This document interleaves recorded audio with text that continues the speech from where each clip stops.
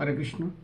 ভগবত ভক্তির আর বাধা কি আছে, যে বাধা কেন্দ্র করে বলি মহারাজকে স্বয়ং বামনদেব বলছেন।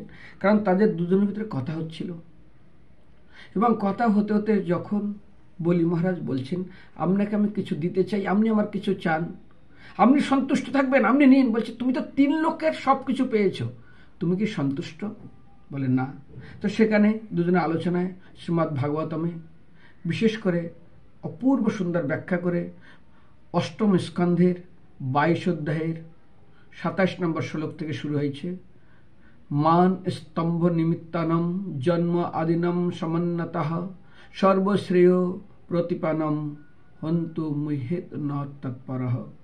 সম্ভ্রান্ত পরিবারের জন্মে আদি ঐশ্বর্য ভগবত ভক্তি উন্নতি সাধনের প্রতিবন্ধক। সবচেয়ে বেশি করে হলো সম্ভ্রান্ত পরিবার, উচ্চ পরিবার। মহাপ্রভুকে দেখুন কিভাবে ঐশ্বর দিয়ে দিল ব্রাহ্মণরা। আজ এই সম্ভ্রান্ত পরিবার, উচ্চ কুলের জন্মের এই যে ব্রাহ্মণ পরিবার, দেখুন রামানুচার্যকে কিভাবে কেশবাচার্য তাকে মৃত্যুর জন্য ষড়যন্ত্র করলেন, এবং সমস্ত শঙ্করাচার্যের ব্রাহ্মণরা কি করে রামানুচার্যকে মারা যায়, ভক্ত কুরুচের চোখ উঠিয়ে নেয়, এবং এমনকি মাধবাচার্য, অনন্ত আচার্য সবাইকে এই উচ্চকুলের জন্মে তাদের এই যে অভিমান।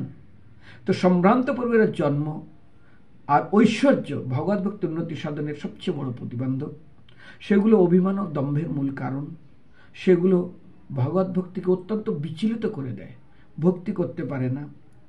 সেই জন্য বিশেষ করে ভগবান কি বলছেন, আমি যখন কাউকে বিশেষ কৃপা করি না, তো শ্রীমদ্ ভাগবতমে 8 স্কন্ধের 22 অধ্যায় 24 নম্বর শ্লোক বলছেন, ব্রাহ্মণ যম অনুগ্রামী তদ্বিষ বিদন্যম অহম যত যত পুরুষব স্তম্ভ লোকাং মাম চ অব্যয়ন্তে। শ্রী ভগবান বলছেন, হে ব্রহ্মা, জড়ৈশ্বর্যের ফলে মূর্খ ব্যক্তি স্থূলবুদ্ধি এবং উন্মত্ত হয়, তার ফলে সে এই ত্রিভুবনে কাউকে সম্মান করে না, এমনকি আমাকে পর্যন্ত অবজ্ঞা করে। আমি এই প্রকার ব্যক্তির সর্বস্ব হরণ করে নিই। এই জন্য জড় ঐশ্বর্য সবচেয়ে ভক্তির ভিতরে অত্যন্ত বড় বাধা।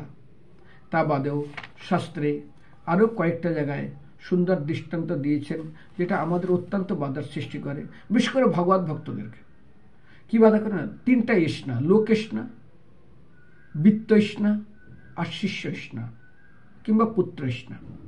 লোকেষ্ণা মানে এমন কিছু করবো, হাজার হাজার লোক আমার গুণগান করবে। যেমন পার্টির লোকেরা যখন তাদের ইলেকশন আসে কেমন কিছু করে, লোকেষ্ণা। আর আধ্যাত্মিক লাইনে ঠিক সেরকম, লোকে এত গুণগান করবে। মন মন্দিরে অনেক সময় ঝগড়া, এটাকে নিয়ে দেখি, ও ভালো ক্লাস দিচ্ছে না, ওকে ক্লাস দিই, ও ভালো গান করে, ওকে গান করতে দেবে না, আমার মন ছোট হয়ে যাবে, আমার মাথা ছোট হয়ে যাবে। লোকেষ্ণা। আর হলো কি বিত্তষ্ণা, এত লোক আসবে, এত প্রবচন, যেমন যারা কীর্তন করে অষ্টপ্রহরে এমন কান্না করবে, লোকের টাকার পয়সা মালা পরিয়ে দেবে। তারপরে পুত্রষ্ণা, নিজের সন্তানের জন্য রেখে যাবে, কিংবা শিষ্যষ্ণা, অনেক শিষ্য করবে। তো সেখানে একজন কবি বলছেন, পথ প্রতিষ্ঠা কাঞ্চন কামিনী পশুপতি বাবার উক্তি পণ্ডিতায় পালে পড়ি ঔরণকে উপদেশ দেও আপ রহে গেল। কল্যাণকারী ব্যক্তি অর্থাৎ ভগবত ভক্তের রাজ্যে যারা প্রবেশ করেছে, তাদের যারা ভগবত, তারা বলছে শাস্ত্র বলছে কল্যাণকারী ব্যক্তি তারা অবশ্য পথ প্রতিষ্ঠা কাঞ্চন কামিনী এগুলো অনায়াসে পেয়ে যাবে, এবং মানুষকে উপদেশ দিতে কোনো সময় লাগবে না। ইজি, সবচেয়ে বিশ্ববিত সহজ কাজ পরের দোষ দেখা আর অযাচিত উপদেশ প্রদান করা। কঠিন কাজ পরের দোষ দেখে নিজেকে সংশোধন করা। তো সেই জন্য পণ্ডিতায় পালে পড়ি আপ রহগে করা। বিশেষ করে অনেক সময় আমরা লোকের জন্য বলি, আমাদের নিজের জন্য কতটুকু করি। তো সেই জন্য এই ভগবত ভক্তি লাইনে আজ বলি মহারাজ এবং বামনদেবের উপদেশের ভিতরে 2টা এত ইম্পর্টেন্ট, যেটা আমাদেরকে অবশ্যই মেনে রাখা উচিত। উচ্চকুল এবং ঐশ্বর্য, তার সঙ্গে পদ। ভগবত ভক্তি অনেক দূরে পৌঁছে যায়। আমি দেখেছি ভক্তির লাইনে, ভক্তি জীবনে কতভাবে অপমান করা হয় এক একজন ভক্ত, যারা উচ্চ পদ এবং যারা সেরকম ঐশ্বর্য, এবং যারা ধনী ব্যক্তি দান করে মনে করে আমাদের সবাইকে কিনে নিয়েছে, এবং তাদের মনোবৃত্তি দেখি মনে হয় হে ভগবান। সেই জন্য ভগবান সব দেবে, নিজেকে দেবে না।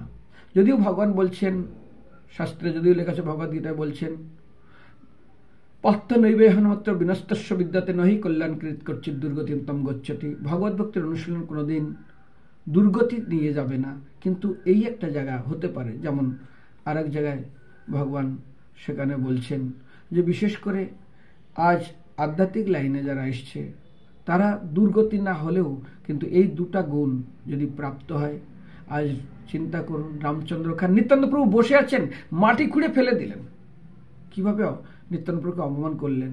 এরকম প্রত্যেকটা ক্ষেত্রে ধনী ব্যক্তিরা কতভাবে অপমান করে, উচ্চ পদ থাকলে কিভাবে অপমান করে, ভক্তি রাজ্য থেকে কোথায় চলে যায়। হরে কৃষ্ণ।